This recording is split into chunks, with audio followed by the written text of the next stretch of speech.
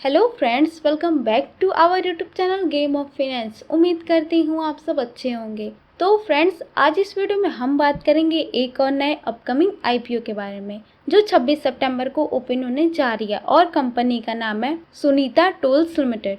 तो फ्रेंड्स, आगे इस वीडियो में हम जानेंगे कंपनी प्रोफाइल के बारे में, company financial, object of the issue, valuation, peer comparison, IPO detail, important date और करंट जीएमपी के बारे में, और जानेंगे कि क्या इस आईपीओ के लिए अप्लाई करना सही रहेगा या नहीं। तो चलिए शुरू करते हैं।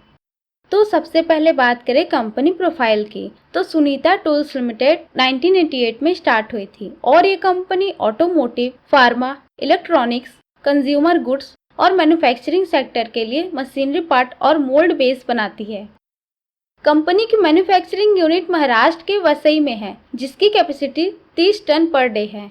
ये तो बातें हो गई कंपनी से जुड़े डिटेल्स की। अब बात कर लेते हैं आईपीओ डिटेल की। तो 26 से 28 सितंबर तक आईपीओ ओपन रहेगा और सुनीता टूल्स का आईपीओ प्राइस 145 रुपए पर शेयर कंपनी ने तय किया है। 13,20,000 फ्रेश शेयर इशू होंगे, जिसकी कीमत 19 करोड़ 14 लाख होगी और ऑफर फॉर सेल के तहत 2,04,000 शेयर इशू होंगे, जिसकी कीमत 2 करोड़ 91 लाख रहेगा। तो टोटल आईपीओ साइज 22 करोड़ का रहेगा। 1000 शेयर्स का एक लॉट रहने वाला है और एक लॉट अप्लाई करने के लिए आपको कम से कम 1,45,000 रुपए खर्च करने पड़ सकते हैं। फेस वैल्यू 10 रुपए पर शेयर रहेगा और रिटेलर के लिए 50% का कोटा रिजर्व किया गया है और ये कंपनी बीएसई और एसएमई में लिस्ट होगी। और अब बात कर लेते हैं आईपीओ के इम्पोर्टेंट डेट की। तो 26 सितंबर को आईपीओ ओपन होगा और 28 सितंबर तक ओपन रहेगा अप्लाई करने के लिए। 4 अक्टूबर तक आईपीओ अलॉट होने की उम्मीद है और जिन्हें आईपीओ अलॉट नहीं हुआ होगा उन्हें 5 अक्टूबर तक रिफंड मिल जाएगा और सब कुछ तय डेट के मुताबिक रहा तो 6 अक्टूबर तक डीमेट अकाउंट में शेयर क्रेडिट कर दिए जाएंगे और 9 अक्टूबर तक आईपीओ लिस्ट हो जाएगा। अब बात कर लेते हैं ऑब्जेक्ट ऑफ द इशू की। तो कंपनी जुटाए हुए फंड का इस्तेमाल वर्किंग कैपिटल की जरूरतों को पूरा करने के लिए करेगी और साथ ही कॉर्पोरेट पर्पस के लिए भी फंड का इस्तेमाल किया जाएगा। ये बातें तो हो गई आईपीओ से जुड़े डिटेल्स की। अब बात कर लेते हैं कि इस आईपीओ के लिए अप्लाई करना चाहिए या नहीं। तो उससे पहले एक बार कंपनी का फाइनेंशियल चेक करना बहुत जरूरी है। तो आइए एक नज़र कंपनी के फाइनेंशियल पर डालते हैं। तो बात करें सबसे पहले टोटल एसेट की, तो फाइनेंशियल ईयर 2021 में 13 करोड़, 2022 में 14 करोड़ और फाइनेंशियल ईयर 2023 में टोटल एसेट 25 करोड़ का हो गया है। टोटल एसेट में वृद्धि हुई है। इससे ये समझ में आता है कि कंपनी की एसेट बेस समय के साथ बढ़ रही है। अब बात कर लेते हैं टोटल रेवेन्यू की। तो 2021 में 6 करोड़, 2022 में 8 करोड़ और फाइनेंशियल ईयर 2023 में 14 करोड़ का रेवेन्यू कंपनी जनरेट की है। टोटल रेवेन्यू में भी कंसिस्टेंसी ग्रोथ हो रहा है।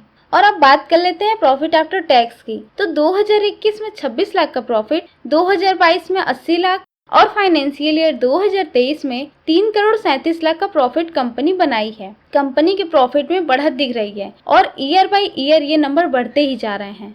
नेटवर्थ 2021 में -3 करोड़ था, जो 2023 तक बढ़कर 3 करोड़ 20 लाख का हो गया है और रिजर्व एंड सरप्लस 2021 में -5 करोड़ था, जो 2023 तक घटकर -1 करोड़ का हो गया है। नेटवर्थ और रिजर्व एंड सरप्लस करीब करीब निगेटिव में चल रहा है।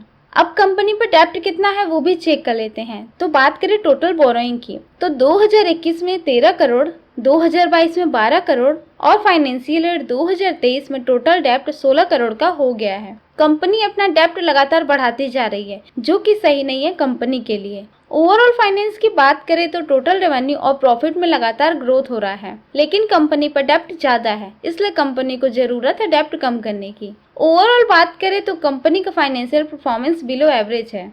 अब आगे बढ़ते हैं और बात कर लेते हैं कंपनी की वैल्यूएशन की। तो अर्निंग पर शेयर 13.96 रुपए पर शेयर है और वहीं पीई रेशियो 10.39 का निकल के आ रहा है और रिटर्न ऑन नेटवर्थ 105.31% है और नेट एसेट वैल्यू 13.25 का है। ओवरऑल वैल्यूएशन की बात करें तो कंपनी की वैल्यूएशन ओवर वैल्यूड लग रहा है। अब बात कर लेते हैं जीएमपी की। तो कंपनी अभी 20 रुपए के प्रीमियम पर ट्रेड कर रही है, जिससे कि एस्टिमेटेड लिस्टिंग प्राइस 165 का हो गया है, यानी अपने एक्चुअल प्राइस से 13% अधिक पर लिस्टिंग इन हो सकती है। 5 में से 3 स्टार की फायर रेटिंग मिली है इस आईपीओ को। अभी तक इस कंपनी का परफॉर्मेंस ठीक ठाक दिख रहा है ग्रे मार्केट में। अब जान लेते हैं कि इस आईपीओ के लिए अप्लाई करना चाहिए या नहीं। तो कंपनी काफी कम्पिटेटिव सेक्टर में बिजनेस कर रही है और कंपनी की वैल्यूएशन भी हाई है, इसलिए मैं इस आईपीओ से दूर रहने वाली हूँ। वैसे आप क्या सोचते हैं इस आईपीओ के बारे में? हमें कमेंट करके ज़रूर बताएं। और आपको वीडियो पसंद आया तो वीडियो को लाइक करें और चैनल को सब्सक्राइब करके बेल आइकन को प्रेस कर दें और अपने दोस्तों के साथ शेयर करना ना भूलें। And thanks for watching.